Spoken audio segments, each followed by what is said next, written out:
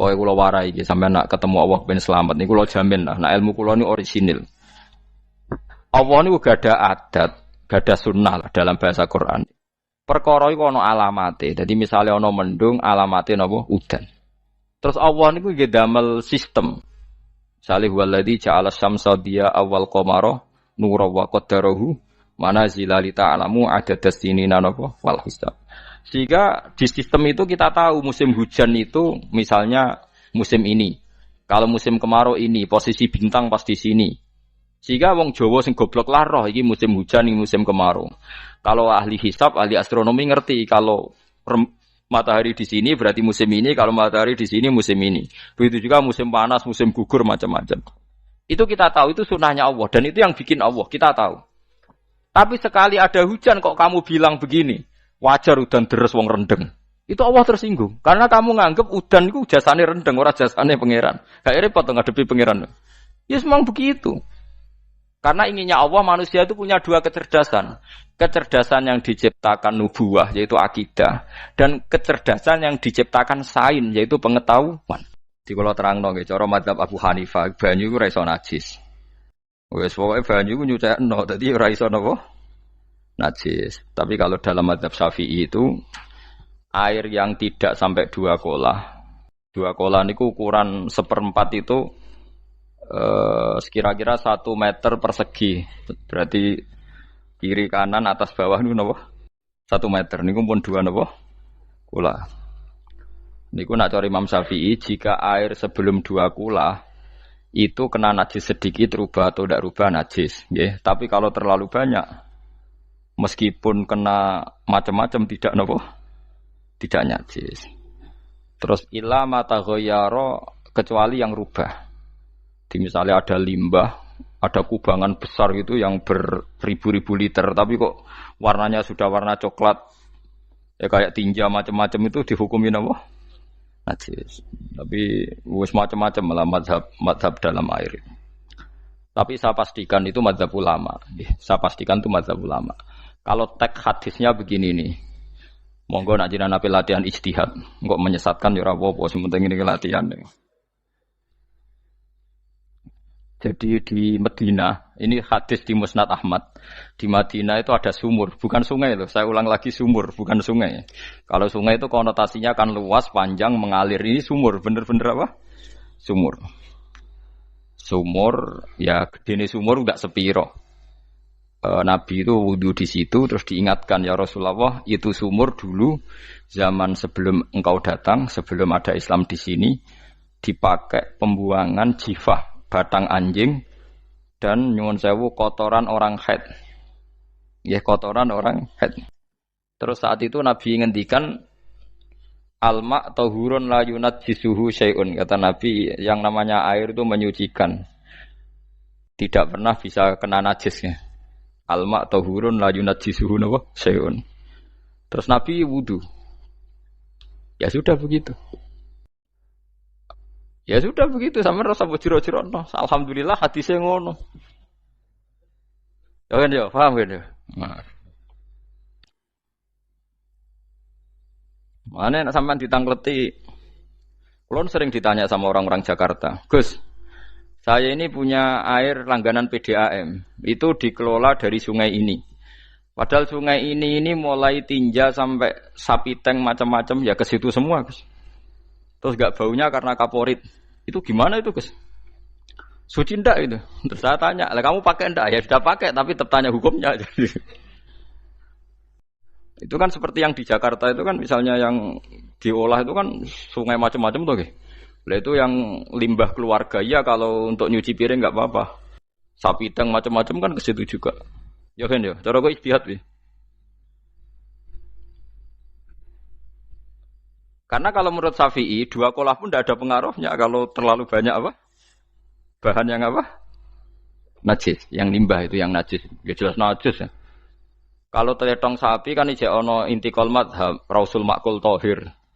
Kotoran hewan suci itu suci. Masih banyak madhab yang mengatakan bahwa kotoran barang suci itu suci, masih bisa intikal. Kalau kotoran manusia itu lebih kriminal, enggak ada madhabnya itu.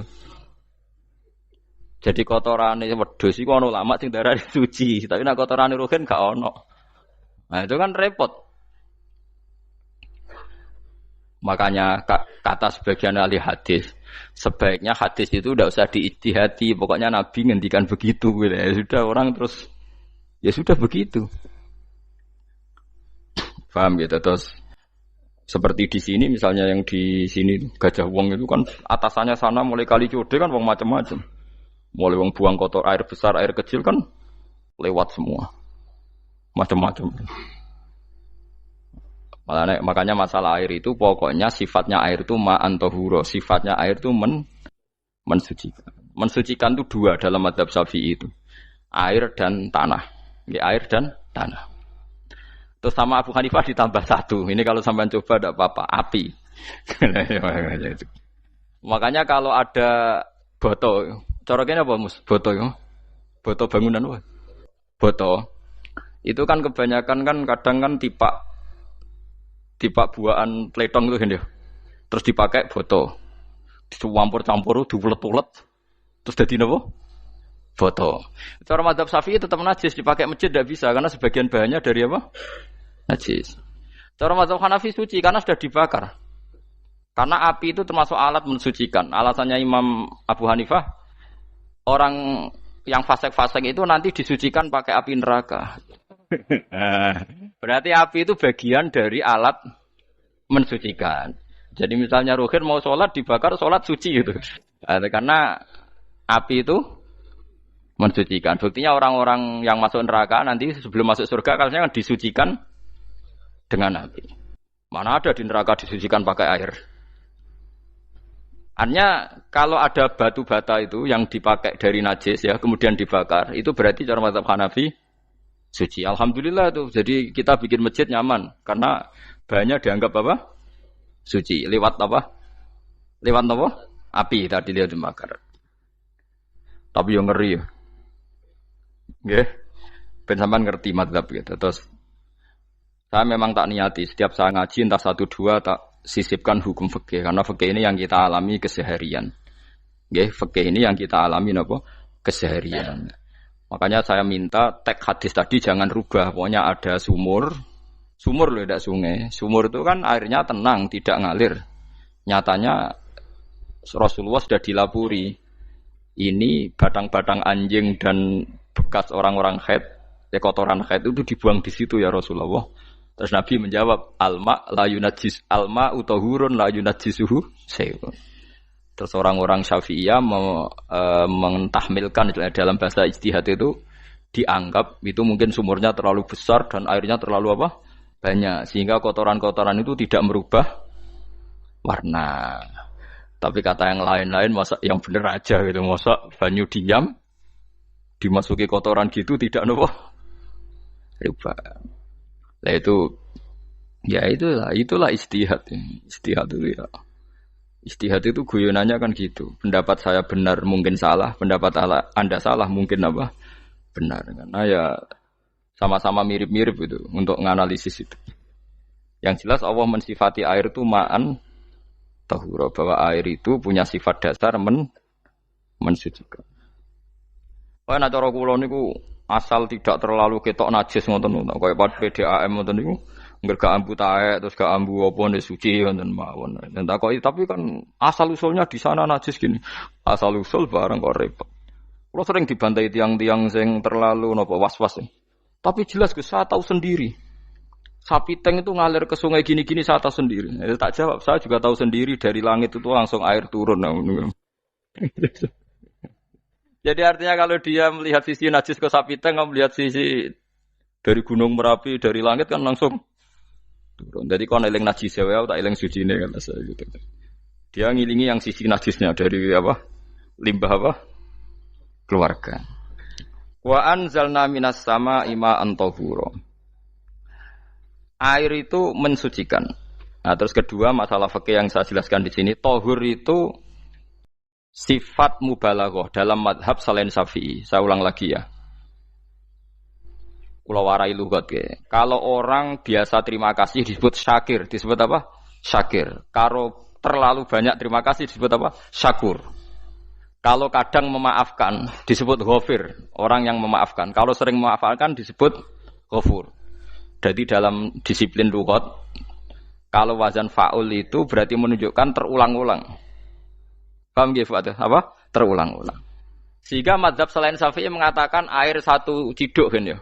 Dipakai wudu, setelah itu mustakmalnya dipakai lagi boleh. Mustakmalnya dipakai lagi boleh. Alasannya fa'ul itu mubalaghah gitu loh. Jadi sesuatu yang terulang. Paham ya? Saya ulang lagi ya. Tohur itu kan wazannya fa'ulan. Tohuran berarti wazannya fa'ulan.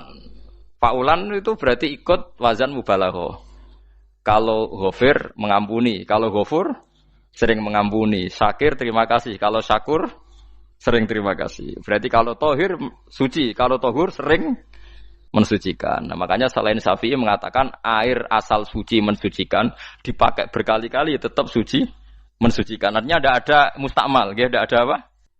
Tapi kalau dalam mazhab kita kan sekali bekas wudu mustakmal, bekas junub mustakmal karena sudah pernah dipakai sesuci. Nah itu mazhab kita. Mazhab Syafi'i. Sama nanut di soalnya kalau cerita sama nak kedesek nggih nganggo sing gampang mawon. Jadi gampang kan. Ya masuk akal karena memang wazan fa'ulan itu untuk tadi untuk litakrir tadi untuk mengulang kayak ghafir nyepuro ghafurun sering nyepuro. Paham ya? Makanya orang itu kalau zalim itu ya zalim, kalau zalum banget zalime. Makanya disebut Quran wa kanal insanu zaluman jahula. Zalim itu zalim biasa, zaluman banget zalime. Jahil itu goblok biasa, jahulan banget gobloke. Berarti kalau tohuron banget nyuciin berarti diulang-ulang. Makanya mazhab lain mengatakan air itu tidak ada mustakmal. Dan saya kadang ya intikal mazhab begitu. Nah intikal gimana? Coba kalau di hotel itu mustakmal. Hotel itu kan kotaannya cilik toh kan. Tahu nggak hotel mari rohen. Kotaannya cilik. Terus kalau kita misalnya junub atau apa pakai ciduk itu kan tetap nyiprat Tomus. Nyiprat kena banyu di kotak yang cilik. Jadi kalau gak intikal mazhab pusing kan kita. Iya kan? Terus kemudian intikal lah suci guys. Takoki pangeran, kok mbok bolak-balik intikal mazhab Gusti. Jare sapa jare Gus Pak ngono takoki. Lah kowe muni kowe kok takoki malah pusing. Kayak Mbah Khalil Bangkalan itu. Kalau nalkin mayit itu masyhur Mbah Khalil Bangkalan. Tidak nalkin mayit itu. Yo kan yo, aku sibuk urusanku akeh. Takoki malaikat ngenteni Mbah Khalil. Tinggal mire. Sing ngono tok. Nalkin meneh. Yo jiyo, soe nak takoki malaikat marbuka manabiuka ngenteni ketuane. Maksudnya ngenteni dekne. Ya sudah ditinggalin. Ya orang ditakoki wong dekne orang kabudut. Pokoke diwarai kabeh. Nah, terakhir beliau rodok modern. Ngenteni ketua rombongan jadi nanti yang jawab itu ketua rombongan. Tapi aja tiru kan ngomong takoki malaikat ngentosi Gus Pak. Aku teko tutuki mawon Gusti. Tuan. Yakin muga rukin ngomong ngoten kula ngomong bukan nangkir. Kamu tahu kan tugas standar Anda apa? Ya tugas standarnya bukan nangkir nutuki Gus. Biasa wae. Biasa nutuki takkan apa? Nah itu mungkin bagian guyone wali ku jek mungkin. Kadang orang itu engkar ndak bisa. Yaitu tadi piye wae resmi teknya Allah tu yaumana kullu unasim bi imamihim. Nanti manusia dipanggil itu per ketuanya. Bukan per individu kesuwen. Jadi ada teori itu yang mungkin benar. Ya, teori itu yang mungkin benar karena kita nanti di mahsyar juga dipanggil ketuanya dulu. Jadi ya ma'asyarus syafi'iyah. Terus Imam Syafi'i disuruh maju ya ma'asyarul malikiyah. Karena ketua ini nanti yang menciptakan mazhab. Karena ada pepatah an-nasu ala dini mulukihim. Manusia itu ngikuti tradisi ketuanya. Mungkin coba orang Indonesia mbok bodoh, mbok ora, mbok pinter, mbok ora ngger Abu Bakar ya radhiyallahu anhu. Coba kalau tradisinya Syiah, mungkin Abu Bakar laknatullah alaihi kan gitu. Ya kita tidak tahu begitu. Akhirnya kita ketiban apik karena menghormati apa? Sahabat. Artinya ketua itu penting, menciptakan suasana ketua itu penting. Coba kalau tanpa ketua, mungkin kita tidak punya tradisi. Makanya yang dipanggil itu ketuanya. Paham? Makanya sampean milih ketua itu yang benar. Setidaknya orang ikhlas. Misalnya rapati bener, penting ini ikhlas. Ngeri itu kalau pas sampean dipanggil nunjuk ketua itu, kemudian ketua partai, wah panggil pangeran bingung sampean. Ketua sopo nyebut ketua partai. Ketua partai dia celuk pangeran Melayu. Wah ngadepi pangeran meriang tetep. Paham ya? Jadi nanti sampean itu ditanya itu lewat nopo? Lewat nopo? Ketua. Terus ketua nanti itu ngecek ada nur yang dipakai alamat dia ngikutin tidak. Nah, yang paling ngeri ya termasuk Rasulullah. Rasulullah itu nanti pakai standar itu. Inna umati yut'auna yaumal qiyamati hurran muhajjalin min atharil wudu. Itu kan ada tanya jawab sama sahabat. Kata Rasulullah, kamu tidak usah khawatir kalau saya meninggal. Meninggal saya itu baik. Hayati khairun lakum wa mamati khairun lakum. Saya hidup di antara kalian ya baik, setelah saya meninggal juga baik. Ya Nabi ya unik. Amma hayati fali asunna lakum as-sunan. Kalau saya masih hidup, berarti saya bisa meneladani kamu melakukan beberapa sunnah, beberapa tradisi. Sunnah itu tradisi. Jadi orang kudu artinya sunnah itu wajib atau sunat. Buktinya di Quran ada sunnatallahi latif sunnatullah fil ladzina khalau min qabl. Jadi sunnahnya, tradisinya Allah menghukumi orang-orang dulu. Itu bisa orang benar, bisa orang tidak apa? Benar. Kata Nabi, kalau saya masih hidup, fali asunna lakum asunan, saya bisa mentradisikan kamu beberapa sunnah, bisa wajib, bisa sunnat. Wa amma wafati ya khairun lakum. Kalau saya sudah meninggal nanti juga bagus. Mergo aku nak SK pundhut jare Nabi, aku jejer pangeran. Dadi nak roh kowe apik, saya muji Allah, nak roh kowe elek, langsung saya minta ampunan kepada Allah. Dan semua umatku nanti diampuni. Tapi terus Nabi mulai menangis. Tapi ada beberapa masalah. Ketika orang-orang itu ternyata umatku, mau saya ajak ke surga, kata Tuhan, kata Allah, innahum qad ahdatsu ba'dak. Mereka ini bikin aturan aneh-aneh setelah kamu Muhammad. Terus Pak aku suhkon ya sudah kalau gitu tak tinggal ke surga, tidak ikut masuk surga. Nah kemudian ulama berdebat ahdatsu itu apa? So, ada yang itu bid'ah gitu, macam-macam. Kalau ulama Sunni ahdatsu itu ya bid'ah ibadah mahdhah. Jadi misalnya orang melakukan sholat zuhur kok 6 rakaat itu kan wong nganggur papat es kesel kok malah muni 6 itu loh. Utawa zuhur kok mau 3 rakaat itu kan wis ya itu bid'ah. Karena ibadah mahdhah. Tapi kalau masalah sosial itu fleksibel. Fleksibelnya adalah misalnya dulu Nabi naik unta, orang yang anti bid'ah juga naik Innova. Padahal dulu naik unta. Orang-orang yang poligami itu ya tidak nunggu istri pertama mati. Padahal dulu Nabi poligami setelah Sayyidah Khadijah meninggal. Ya mereka baik-baik saja. Alasannya poligami sunnah Rasul. Padahal nak detailnya sunnah Rasul poligami setelah istri pertama meninggal. Jadi kayak Ruhin itu belum boleh. Istrinya kan masih hidup 2 dia. Tapi sudah. Nah, bukan artinya kalau sampean memaksakan gitu. Sampean kalau enggak percaya saya bacakan ayat. Wal khailah wal bihola wal hamira litarkabuha wazina. Kamu bisa naik kuda, naik unta, naik himar. Setelah kamu naik dan kamu tenang di atas punggungnya, litastawu ala zuhuri tsumma tazkuru ni'mata rabbikum idza stawaitum 'alaihi wa taqulu subhanalladzi sakhkhara lana hadza ma kunna lahu mukrin.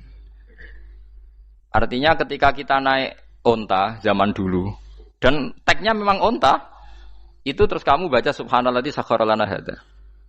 Apakah sekarang kesunatan baca itu kalau yang ditumpai unta, sehingga kalau yang naik Innova tidak usah baca itu gitu. Wah, aku numpakku ora unta kok, dadi ora usah maca subhanalladzi apa? Sakhkhara lana. Dhisik Nabi maca iku mergo numpake unta. Ya ngajak goblok bareng to, mosok umat tepuk kanthi begitu itu. Makanya sensitif, bakas bid'ah ndak itu sensitif, tidak usah dibahas, biasa saja. Nek senara cocok ya diem aja. Sudah senara cocok kalau sampai ngelakoni tapi tidak usah komentar karena jelimet. Saya pernah ditelepon orang, dimaki-maki. Orang Sidoarjo. Padahal wong Jawa Timur, ya aneh. Kan ada orang matur Rasulullah namanya Abdullah bin Amr. Ya Rasulullah saya ini kuat puasa terus. Kata Nabi jangan puasa 1 bulan 3 hari saja itu sama dengan 1 bulan penuh karena satu puasa sama dengan 10. Masih balelo terus termasuk menyangkut Quran. Ya Rasulullah, saya ini tiap hari khatam Quran, jangan 1 bulan sekali aja baru khatam.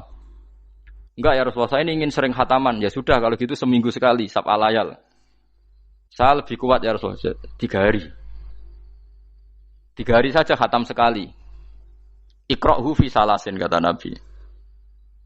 Ya Rasulullah, saya lebih kuat ketimbang itu. Tidak ada yang lebih baik ketimbang itu kata Nabi.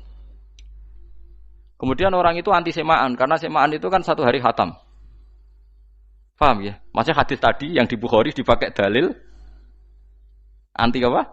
Semaan karena semaan itu 1 hari apa? Khatam. Lewat telepon pertama lewat santri saya, terus lama-lama lewat telepon. Saya tanya, kamu bacanya hadis kira-kira sama saya banyak mana? Kayaknya banyak jenengan. Terus saya tanya, betul Nabi menyuruh khatam tiap 3 hari? Ya. Betul Nabi nyuruh khatam tiap 1 bulan? Ya. Ya sudah lakukan saja. Anda sering tak khataman tiap 3 hari?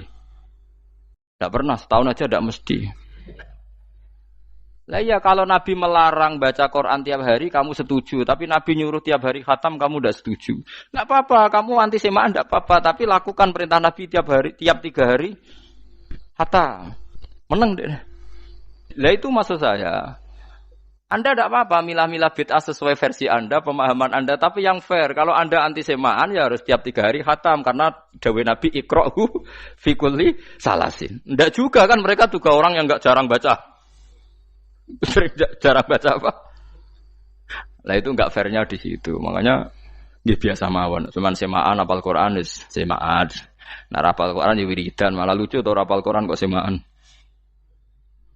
Ya yes, ngono ae apal ya nyemak kan, kok kesel dimulai. Jadi bang nyemak sampai gremeng. Bariku mangan entek akeh kan malah lucu. Wong nyemak yo do kurang ajar. Jajal kok nyemak ki delok ngarep mbek guri tok, agar kebar ya wis. Aku seru kelakuane wong nyemak. Kan dekne ra apal kan yo. Biasane nyegat guri to. Oh, agar gurine kembar pojok. Wis. Kok agar gurine pojok kembar. Ya sing semaan akhire pinter sing maca kembar gurine. Paham gitu terus wau gitu tohuron gitu tak latih memahami Quran secara luwat. Quran bagaimanapun bilisanin arabiyyin mubin. Ada ulama yang berpendapat tohir itu dimubalaghahkan tohur seperti ghafur, syakir, syakur. Sebab itu menurut mazhab ini tidak ada air apa musta'mal. Tapi kita biasa mazhab Syafi'iyah apa? Ada apa? Ada musta'mal. Itu masalah-masalah ijtihadiyah, masalah-masalah ijtihadiyah. Kalau masalah ijtihadiyah tadi pendapat saya benar mungkin salah, pendapat Anda salah tapi ya mungkin benar itu. Wa anzalna minas sama ma'an tahura, mutahhiron tegese banyu iku sing nyucekno. Linuhya supaya maringi urip ingsun. Bihi sebab anane banyu baldatan ing daerah maitan kang mati. Jadi istilah resmine pangeran yo, aku nak nguripno bumi iku yo nganggo lantaran banyu. Dadi aja mbok soal pangeran kok butuh lantaran. Waduh repot. Mung Qur'ane pangeran dhewe istilahno aku nak nguripno bumi lewat lantaran banyu. Ya rasa mbok jurok-jurokno. Pangeran kok butuh lantaran. Ora usah lantaran lah ya iso, tapi nek Allah nganggo lantaran ya oleh, ya aja terus Allah kok nganggo wasilah. Wah ya malah kacau. Ora usah ngono-ngono, ora usah mikir. Pokoke Qur'an diwaca ora usah dipikir, pun iman nonton mawon kok repot. Iman kok napa? Kok repot.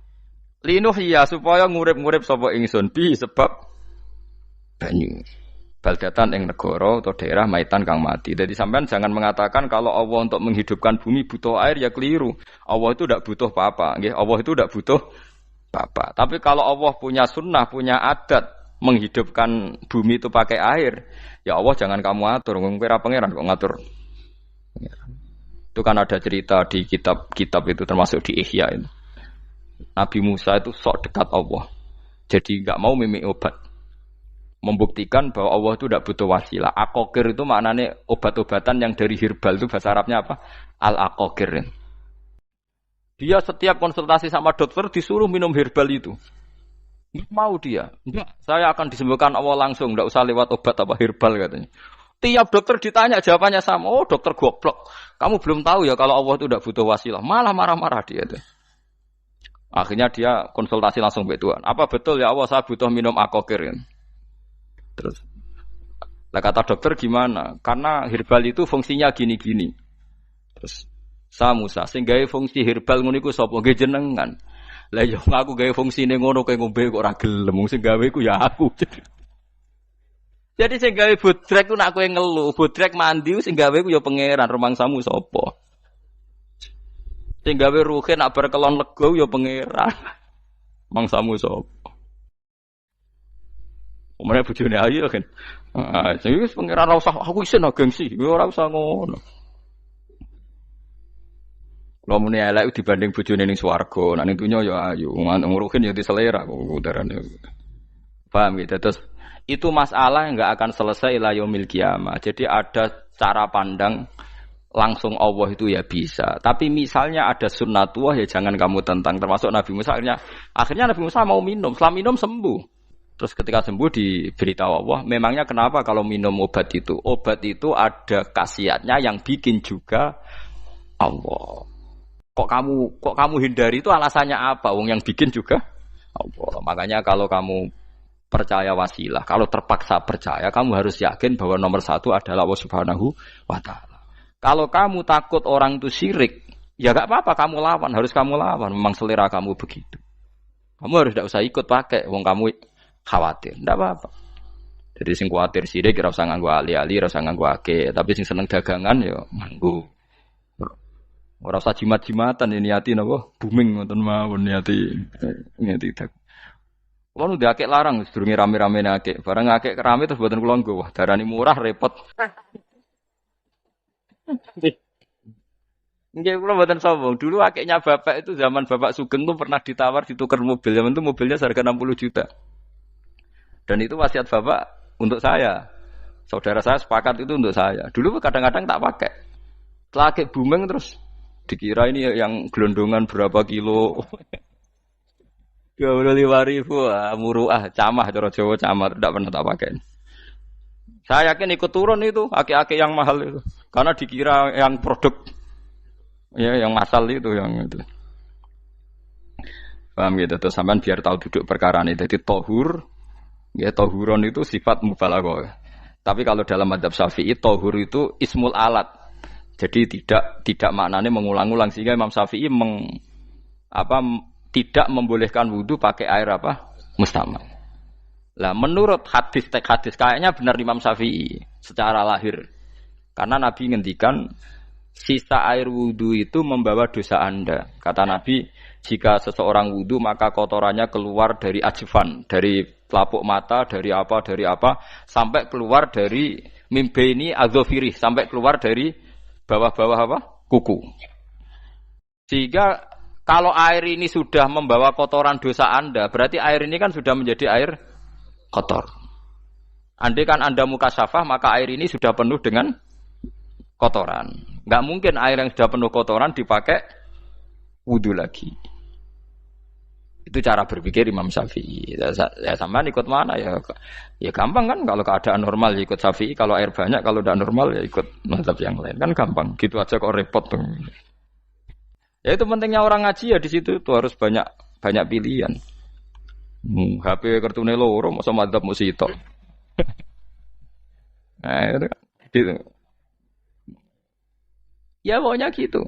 Kalau yang percaya wasilah ya pakai istilah pangeran linuhyabi baldatam maita ada kata bihi.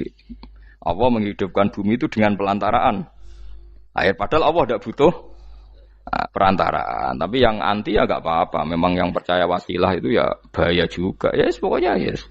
Sudah pakai 2 kartu apa susahnya tuh. Ya enggak apa-apa. Asal ada ilmunya. Ya, tidak karena emosi. Memang ada apa?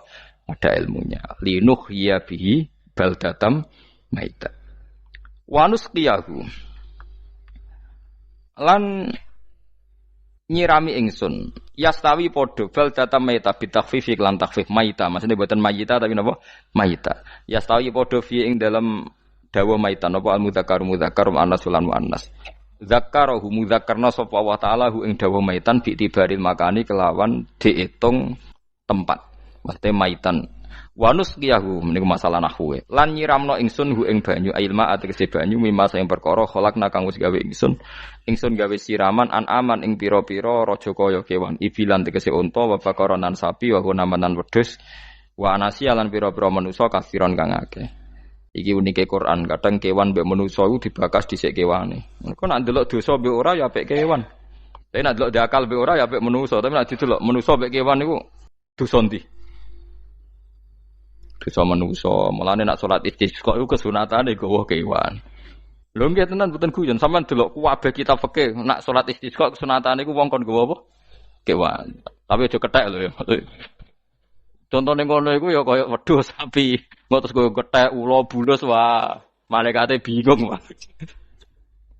Ajete kewan tapi aja bulus kethek ula. Mulane teng daerah mriku, teng daerah sarang nate kekeringan. Bareng kekeringan tiang salat istisqa ono sing go sapi, go wedhus, delalah bar salat istisqa iku udan. Tapi kula seneng mbek kiai ini, pas udan kiai ini ngendikan itu. Kowe aja GR nak udane krana kuwi ya krana sapi mek wedhus iki. Mergo ora duwe dosa, mergo ora duwe dosa. Lah ya itu agama. Agama itu kita ta'abudi. Wong kita jare makhluk paling terhormat. Tapi nyatane nak istisqa butuh bantuan kewan. Itu kesunatan istisqa ngoten to. Tem mriki ngoten mboten. Do nuntun wedhus to. Napa? Mboten sing tek teng kitab-kitab Pak Sami to. Kan go kewan kan? Ya, tapi ya soal kewan mau iso mbayakno. Wah, lah nek wong pasar ngasem mbok gowo mulai ular kobra macam-macam ya, malah repot.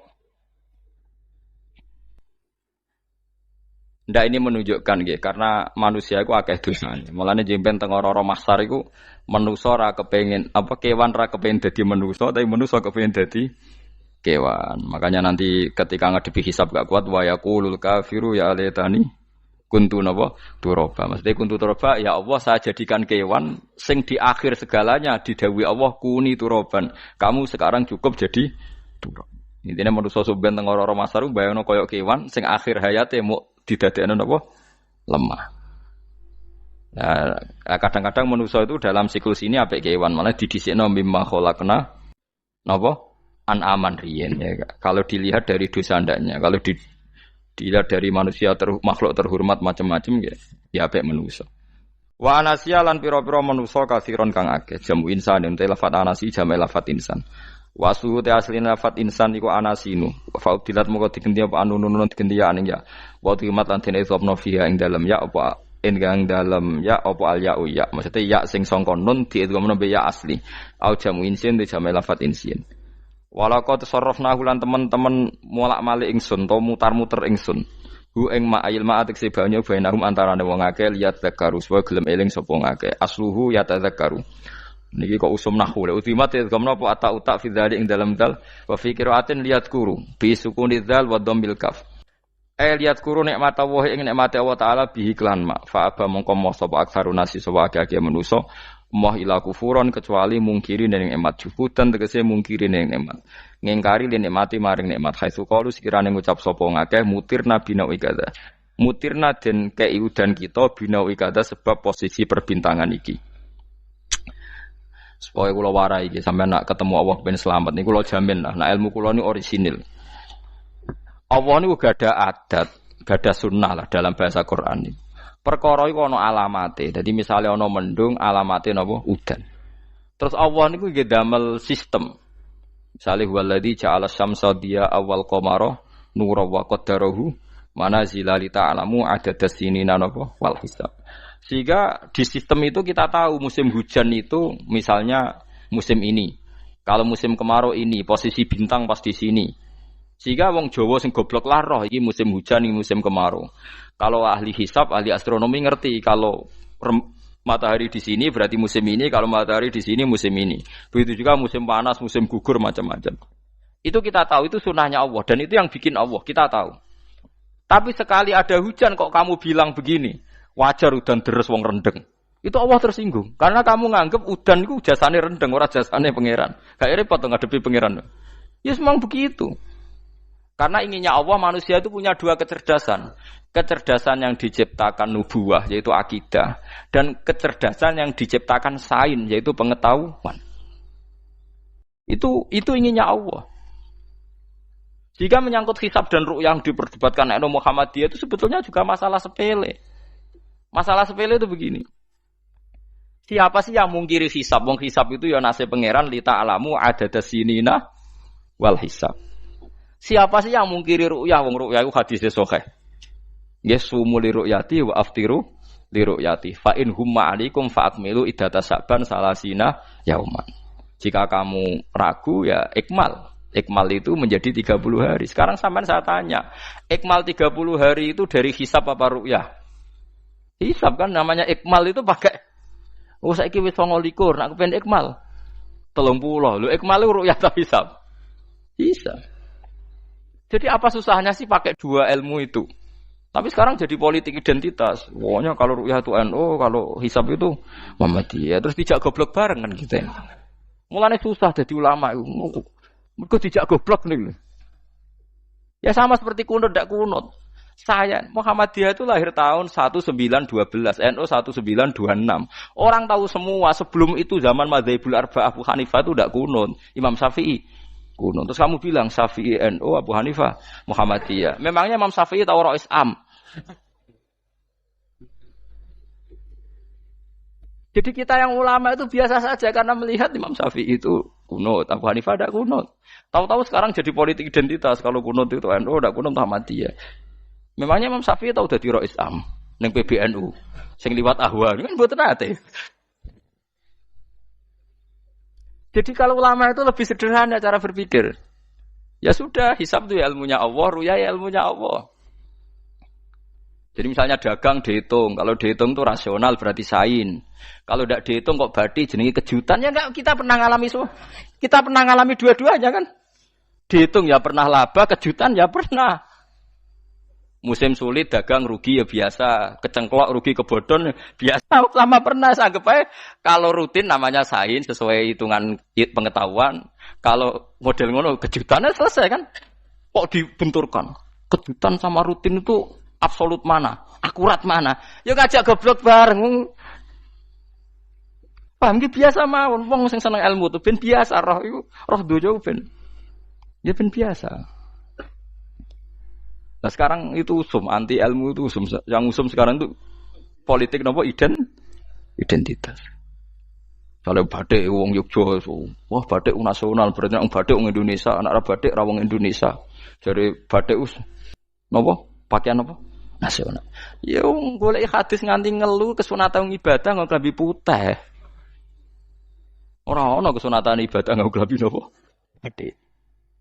Tapi nak kowe wong alim ben diarani klambi putih gak wajib, kudu kadang-kadang nganggo batik, nggo nunjukno nak nganggo putih iku.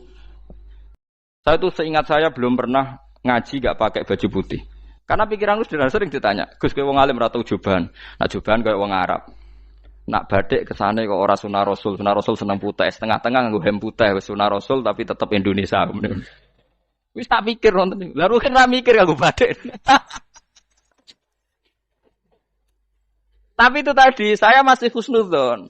Jika jadi tren, nganggo klambi hem putih dianggap wajib, harus ada yang pakai batik untuk menunjukkan kalau ndak wajib. Lah mungkin dia termasuk begitu melok. Makome dekne iku wis nglurusno. Enggak tahu saya kalau. Oh itu berarti sudah tinggi, kelasnya sudah tinggi. Jadi menurut saya tengah-tengah ya pakai hem putih kalau sholat. Tengah-tengahnya adalah nak jubah terlalu Arab. Nak batik be Nabi ngendikan kesunatane ibadah itu pakai putih. Nganggo mori kok mati ya sudah sudah tengah-tengah. Menurut saya, sama ndak harus ikut saya. Tapi jika itu dianggap wajib, kadang-kadang jangan pakai putih. Seperti Jabir bin Abdullah itu terang-terangan sama tak ceritani. Dulu ketika Jabir bin Abdullah sahabat yang terkenal itu Jabir itu termasuk minas sabiqin al-awwalin itu. Jabir itu sholat di masjid itu bajunya dicopot. Terus sarongan itu dicancang di gulu. Kayak wong kuno-kuno. Sarongan sitok dicancang di gulu. Bawa baju diletakkan di sokol masjid. Setelah itu orang tabiin melihat dia secara sinis. Tabiin itu generasi setelah sahabat. Marah-marah ketika dimaki, masa engkau sahabatnya Nabi sholat bisa bin Wahid pakai baju satu dicancang bisa. Jabir mulai cerita. Kamu jangan bilang pakai serban itu sunat, kamu jangan bilang pakai jubah sunat. Bagaimanapun menjadi sunat karena kamu punya. Sehingga kamu bilang sunat karena kamu punya.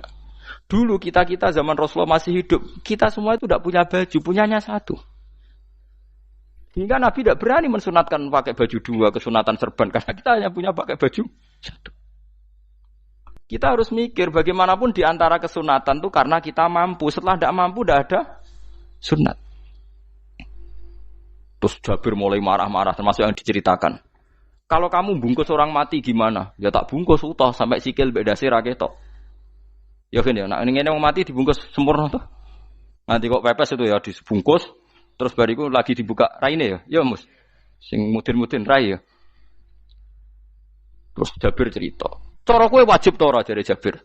Nggih wajib. Ya wajib mergo iso.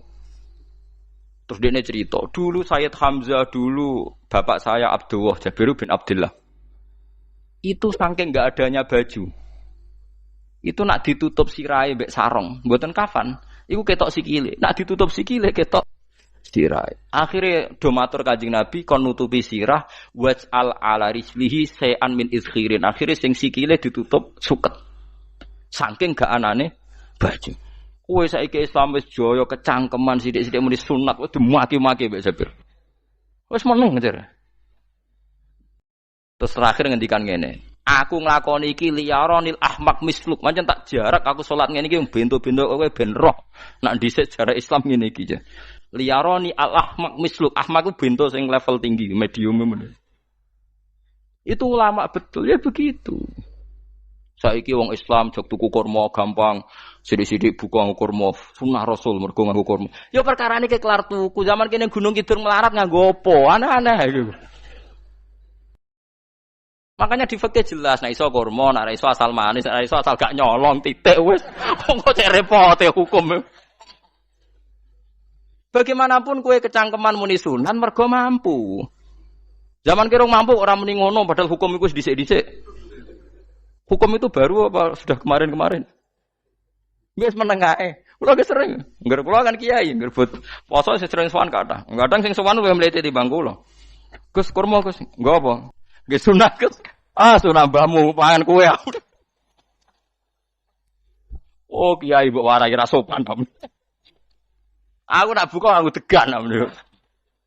Aneh-aneh ya. Namun di sunah dia ora usah kecangkeman. Lagi buka kurma pirang tahun, lebih kali tahun Gus. Umur piro? 40 Gus. 38 tahun gak anggo sunah lagi 2 tahun gegere gak karuan. Biasa saja. Dulu Nabi itu ya biasa. Nabi kalau zaman ngendikan yang ngeper sampai 4 kali.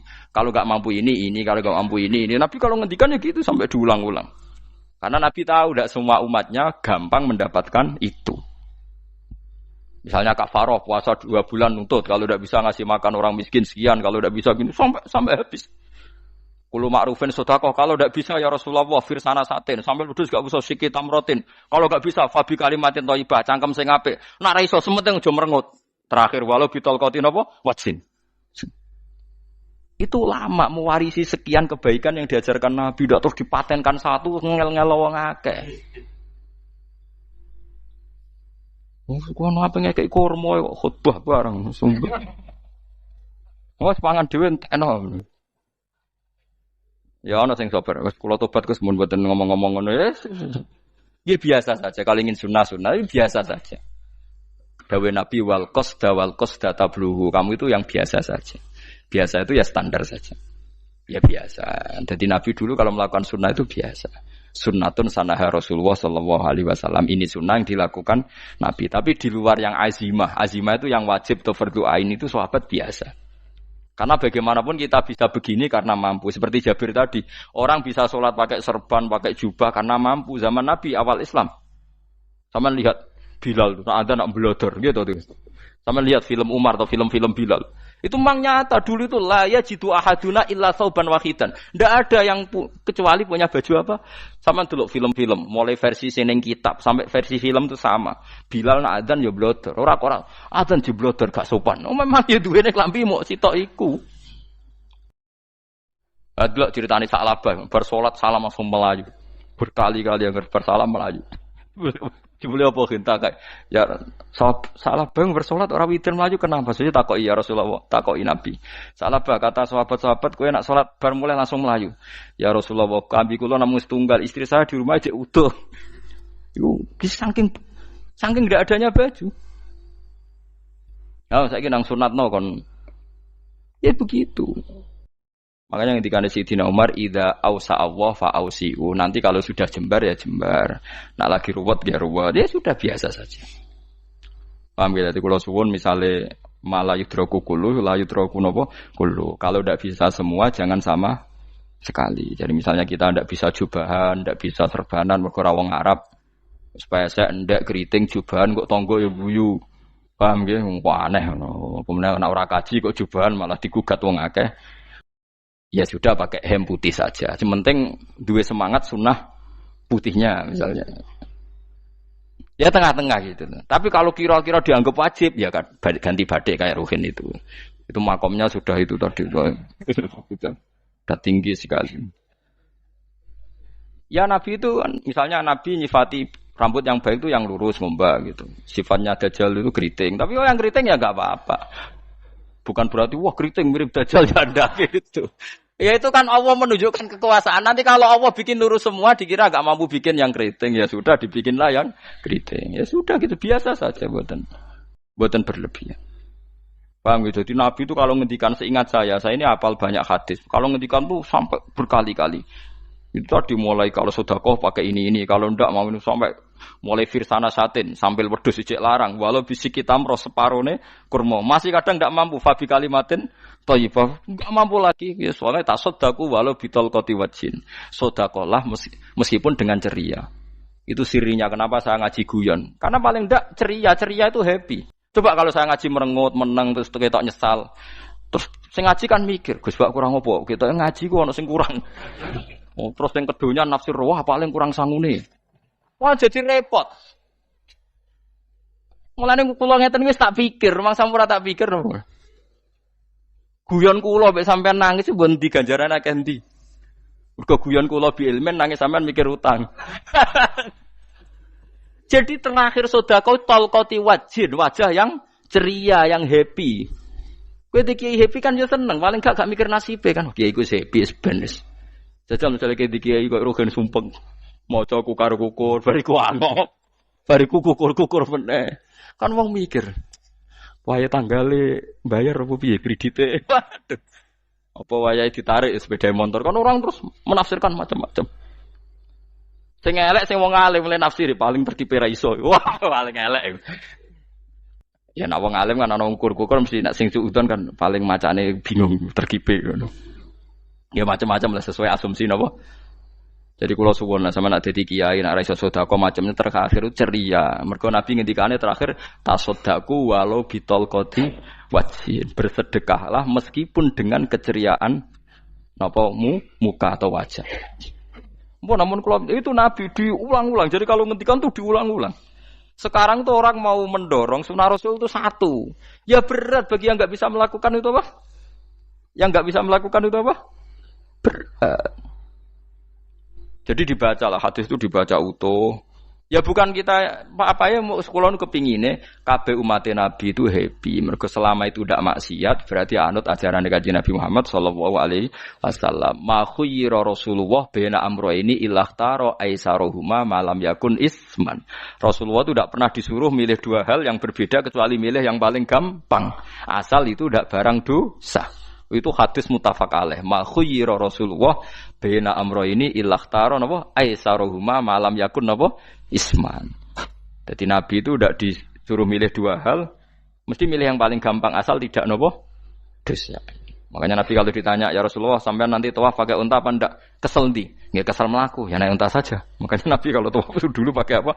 Unta. Terus saiki mulane Arab Saudi PG MRT mergo dhisik Nabi unta terus saiki nganggo apa? Kereta lingkar. Sekarang baru diperdebatkan. Cek kurang ajar itu sebenarnya no tamu spesial, misalnya pejabat negara sebenarnya atau tawaf numpak kereta muter. Diarani rasa dhisik Nabi numpak unta, diarani sah cek kurang ajar ning dhuwur. Terus sampai angop-angop terus tawaf. Sampeyan muni sah ta ora ya, jajal. Muni rasa Nabi dhisik tawaf. Ngagem to muni sah kok kurang ajare. Wah, ya misale numpak kereta asenan mbek anggap sithik-sithik sebeng 7. Kurang ajar juga.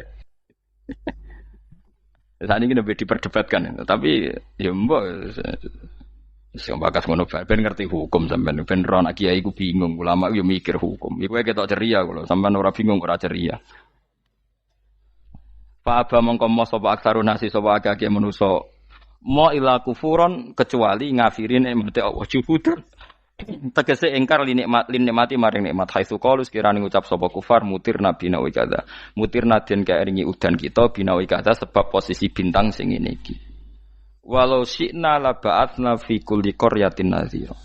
Walau syi'na umpama ngersakno ingsun Allah la ba'atsna yektine nugasno ingsun utawa ngutus ingsun fi kulli qaryatin. Ing dalam saben-saben daerah desa nadhiron ing wong sing ngelingno. Umpama Allah ngersakno kabeh desa yo nabi, tapi kok kakek nabi malah repot kan. Yukhawifu kang ngekeki peringatan sapa nabi ahlaha ing penduduk Qaryah. Walakin ba'asnaka tetapi ini ngutus ingsun ka ing sira Muhammad ila ahlil qura maring kabeh penduduk kuliah sekabehane ahlil qura nadhiran khalidati nadhir khalidati nabi liya'zuma supaya gedhe apa ajruka ganjaran sira.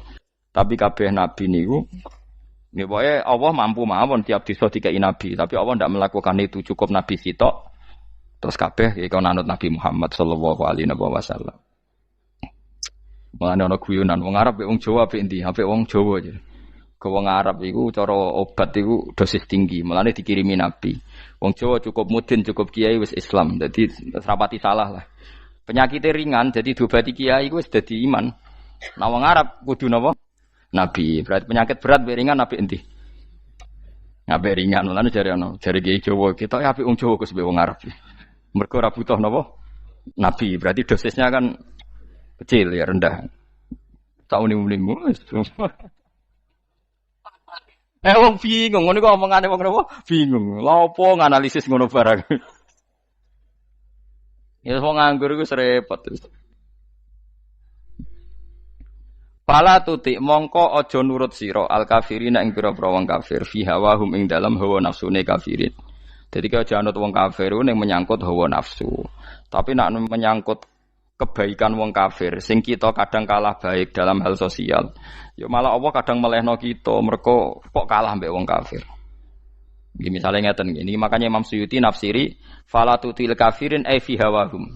Dalam hal yang bersifat hawa napa? Nafsu. Misalnya begini saya contohkan Allah melehno wong mukmin. Ada sahabat ketika perang itu tangannya terputus, kakinya juga terputus. Terus matur Rasulullah, ya Rasulullah gara-gara perang derekno engkau saya tangannya putus, kaki saya putus. Ternyata tidak diapresiasi sama Allah, malah disalahkan. Gini kok Allah terus nurono ayat iyam saskum korhun faqad masal qoma korhum misluh. Jika Anda luka karena perang, orang kafir pun luka. Wong kafir wong gento wae wani luka demi kekafiran, kok kuwe wong Islam jare demi Allah ora wani luka. Jika masyhur di kalangan para ulama, nanti setiap kebaikan itu dibandingkan kezaliman. Ya saya ulang lagi, nanti setiap kebaikan itu dibandingkan kezaliman. Misalnya kita jadi kiai ora enak, ora gaji tetap, setepak-tepakan, kadang untuk duit, kadang ora. Enak jadi PNS, gajinya tetap. Nanti kita disalahkan Tuhan. Pedagang narkoba itu gajinya juga enggak tetap. Risikonya tinggi, ditangkap polisi, hukumannya mati, itu saja berani. Kowe nyai trimo ngono ra wani. Kowe tahajud kanyeben, bengi-bengi tangi tahajud kanyeben. Tukang maling ayam bengi-bengi tangi nyolong. Risikonya tinggi ya anyep wani. Jadi nanti kowe di depan Tuhan dimaki-maki, kesalehan kita akan dibandingkan kezaliman. Lan ana wong saleh diutangi dhuwit ora oleh medhit. Sebenarnya dibandingno maling mbek maling utang-utangan wong saleh ora utang-utangan. Ya emang begitu. Nah itu yang dimaksud ayat intakunu ta'lamuna fa innahum ya'lamuna kama ta'lamun wa tarjuna minallah ma la yarjun. Jika kamu merasa sakit karena berjuang demi agama, orang-orang zalim juga sakit karena kezalimannya. Toh mereka berat. Coba jadi kiai bandar narkoba resikonya tinggi mana coba? Resiko jadi bandar narkoba. Antar geng narkoba juga musuhan, takut ditangkap polisi. Jadi kiai paling ono kasut sithik-sithik. Paling wong ngrasani. Kiai iso ngene omong tok ora iso nglakoni paling gitu. Padha kiai ini paling hasud.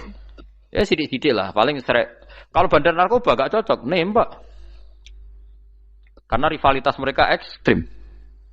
Jika kalau sampean cemen jadi kiai nanti ya diingatkan Allah dibandingkan orang apa? Zalim. Jadi eling-eling ya. Terus semua kesalahan kita, loyalitas kita pada agama nanti dibandingkan orang zalim karena mereka loyal sama pekerjaannya, sama kezalimannya. Enggak terus preman-preman nak belani kanca wani mati. Kadang kiai santri belani kiai ini rapati wani mati. Wis repot preman-preman nak tobat wis repot. Kula nu rada nyesal mek tobaté preman. Nak ana preman teng perapatan tobat. Niku terus ning masjid, men itikaf terus mbek wong sopan. Niku ora pas sajane. Nak tobat itu tetep ning perapatan, sing dhisik ganggu wong disingkirno.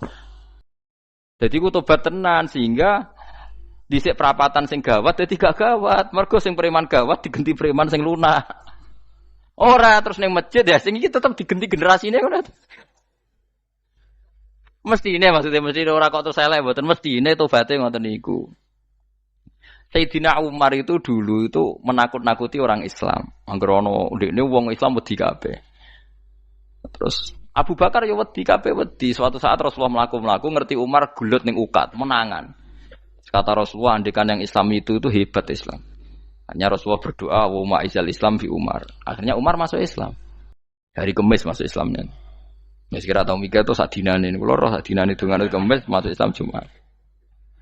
Ning omahe adike, ning gone IP-ne. Mergo diwacana Quran surat Toha. Barang Islam metuki Nabi, mohon walhasil bar Islam teng Zaid bin Arqam ning mbene Nabi terus langsung marani omahe Abu Jahal ora terus ning masjid menenge mboten langsung marani Abu Jahal. Angger ki ganggu Nabi tak pateni. Bariku marani Abu Jahal, aku saiki wis Islam iki ganggu Nabi tak pateni. Gentenan wong kafir sing dhelik. Paham nggih? Dadi enak maksudnya. Lah misale terus Umar dadi sopan santun terus ketemu wong dilo, ketemu Abu Lahab monggo derek akhir. Wah. Artinya gak ada perubahan. Lan Ruhin mantan preman mboten kok tobaté ning kene ora roh. Mboten harus kiai dene. Mestine ngoten. Makanya Wahsy itu yang bunuh Sayyid siapa? Hamzah. Karena dia disuruh Hindun itu istrinya Abi Sufyan itu. Itu setelah membunuh Sayyid Hamzah dan dia Islam. Dan Nabi tidak siap melihat wajah Wahsy. Sumpahnya Wahsy apa? Saya bersumpah akan membunuh orang paling dibenci Rasulullah. Sebagaimana saya pernah membunuh orang paling dicintai Rasulullah. Terus tobatnya dia mateni Musailamah al-Kadzab. Wong sing ngaku Nabi ngarang Quran. Itu tuh sing mateni sinten? Wahsy. Dari Wahsy sebagaimana aku pernah membunuh orang paling dicintai Rasulullah. Tobat saya membunuh orang paling dibenci Rasulullah. Lalu misalnya terus Wahsy tobat, sampai nyapu masjid, terus gak duwe selera tarung. Zaman kafir tarungnya tenanan, bareng Islam menyapu masjid. Bariku ngiseni jedinge terus bareng dijak perang wedi wae repot. Ya niku ide kula tapi ora kudu nglakoni. Nek mau cerita ilmu sampeyan ora kudu nglakoni. Ya tunggale wong preman brah-brah. Blojo narkoba entek akeh dilakoni, nggo judi diakoni. Sewengi orang preman itu kalau judi 2 juta 3 juta loh. Bareng tobat ngoboni masjid 10.000. Padahal donyane jek akeh. Mestine tobat yo. Saya zaman judi semalam 3 juta. Sekarang kalau pengajian atau ke masjid semalam 3 juta 100 lah minimal diluwei. Ora ya malah pas tobat nglebokno amplop masjid yo 10.000, kadang 2.000. Wis repot-repot. Tapi ya apik tobat. Mesti cerita. Tidak begitu mestinya berbanding. Paham nek sampean takok tobat itu cara ulama ki ngoten niku berbanding. Mulane riyen Khalid bin Walid itu jadi panglima perang Islam itu saya masih ingat Makalahnya Khalid bin Walid, fakama anni aktsartul qatla fi kufri aktsartul qatla fi islami.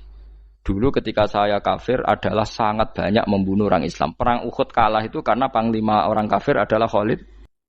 Dia cakap sekali dalam mengatur strategi perang. So Khalid itu teka elek kan, pikirannya ala sahabat yang menuso ruhin es kayak wong wedok ambek apa jenenge ghanimah mesti medun. Sahabat ora kabeh kaya aku kan ono kaya kue barang macam-macam. Gunung Uhud itu dhuwure mok sak musolane iki Jamira Gunung Uhud kaya Merapi niku mboten. Nah kaya Merapi amanah ning dhuwur tetep ra kenek, meleyang to. Jadi Gunung Uhud itu dhuwure mok sak musolane mbok dhuwur pundi. Wong kula nate mriko bolak-balik kan nggak bisa nek urung tahu. Kula kaya wong India dadi melok itikaf teng gunung lho Uhud. Mbok piye dalile mbok ya ora roh. Lah itu Khalid bin Walid pinter, dia ketika kalah itu muter ke belakang terus ghanimah itu dilepas. Ya dulu itu dalam perang dulu tuh ghanimah itu kan perempuan sama apa? Ya sama barang-barang itu. Ketika dilepas itu dianggap sudah mengaku kalah. Ada sahabat yang ruhin itu udah akabir sahabat, ada sahabat papan atas, sahabat yang seperti itulah. Sahabat kebanyakan turun ternyata Khalid itu muter terus naik dari belakang. Pas sahabat turun, dia naik dari apa? Yo penak karek mana iko dhuwur, itu akhirnya kalah. Itu ya gara-gara strategi ini Khalid bin Walid. Nah, terus dia bersumpah, saya bersumpah semua kecerdasan saya, semua kecanggihan saya akan saya gunakan untuk membela Islam. Nuklimake itu di perang Tabuk, di perang Yarmuk, di perang Tabuk. Itu di panglimani siapa saja yang ditunjuk Nabi itu kalah. Termasuk Ja'far bin Abi Thalib itu padahal panglima yang ditunjuk Nabi. Usamah ya kalah. Abdullah ya kalah. Semua yang ditunjuk Nabi itu mati semua. Akhirnya panglima diambil siapa? Khalid. Taruh saja gini strateginya. Anggap saja Arab itu padang pasir. Tidak sampean biar tahu bahwa orang soleh yang cerdas itu banyak. Jangan kira soleh itu tidak butuh kecerdasan, butuh. Arab itu kan padang pasir. Mau jelas gini, gambarannya apa? Padang pasir.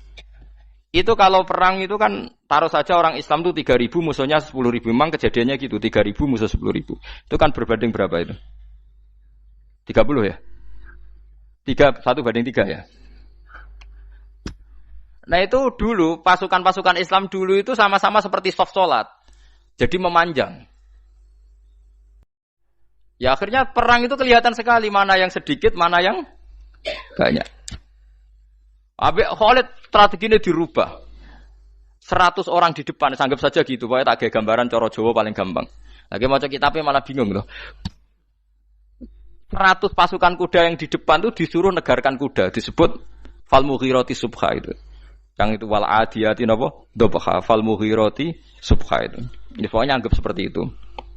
Fal muriyati apa? Qadha itu. Kuda yang 100 di depan disuruh menegarkan. Pokoknya kon gerak sehingga debu itu banyak bertebangan. Terus pasukan yang 3.000 itu disuruh memanjang sepanjang-panjangnya. Karena di depan ini ada tegaran kuda tadi, orang kafir yang di sana itu melihat